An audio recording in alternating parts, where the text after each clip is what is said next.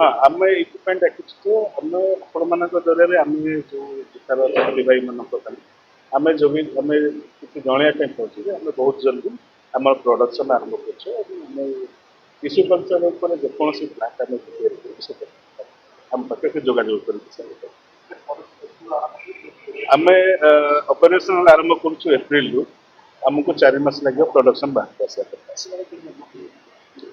चाषी मान को आमर किसी मार्केटिंग प्लान भी रखिए आम मार्केटिंग डिविजन भी गोटे रखिए से डायरेक्ट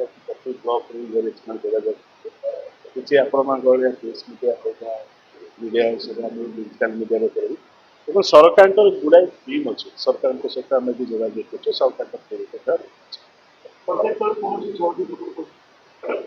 देखो बर्तमान सुधा तो आम कौन से सहयोग करूँ क्या आम प्रथम जिनसा आगे आरंभ कलापर आम कौन कर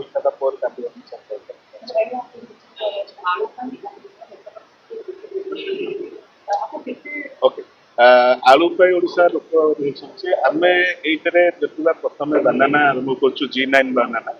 आम प्रोटोकॉल भी तैयारी करुँ आलू कर आम आलूर मंजी आरंभ करूँ जो से चाषी आप नॉर्मल जो आलू मंजी लगे ये थ्रू रे गले यहाँ भी तार 4टा भेराइटी मैंने G1 G2 G4 है से भेराइटी चाषी अधिका लगे आम किसी चाषी सहित आलोचना करें विभिन्न जगह ट्रेनिंग प्रोग्राम भी करूँ ट्रेनिंग भी दौर चाषी को सब देखो आम जो प्रोडक्शन ये बाहर नॉर्मली जो चाषी करुँच आज पर्यटन G9 आम आशा कर 30-40% एक्सट्रा ताकि प्रोडक्शन पूरा ओडिशा नहीं जाऊँ कौन से एरिया न टोटाल आम पूरा ओडिशा को कैटर करने आम कैपेसिटी सूर्य राउल गत थर भी आपण माध्यम जनईली जे ओडिशा जो आलू अभाव अच्छी आुटी मध्यम आलूर समस्या भी दूरीभूत हम बंधु बाबू कहले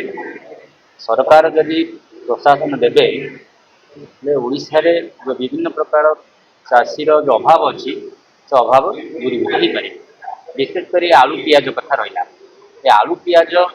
आम ओडिशा रे प्रचुर परिमाण उत्पादन हो पारे तेणु आलू अभाव रोचे तेणु ये जो अभियान चली टूटी अभियान द्वारा आलूर समस्या दूरीकरण हो पारे तेणु सरकार सहयोग करने दरकार विभिन्न प्रकार सबू भेराइटी आलू उत्पादन हो पारे चाषी संपूर्ण भाव लाभ नहीं पारे अभावी दूर हो पारे आलूर जो जेकोसी समस्या समाधान हो पारे चाषी मान को विभिन्न क्षेत्र में सहयोग करने आह्वान दिखाई सचेतन कराऊँगी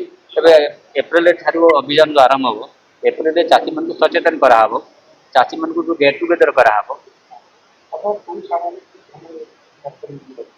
सार विहन तो कहले उत्कल बाबू सब विहन जो उत्तर प्रदेश बांग्लादेश जो अच्छी से विहन को ओडिशा कि विभिन्न कैटेगोरी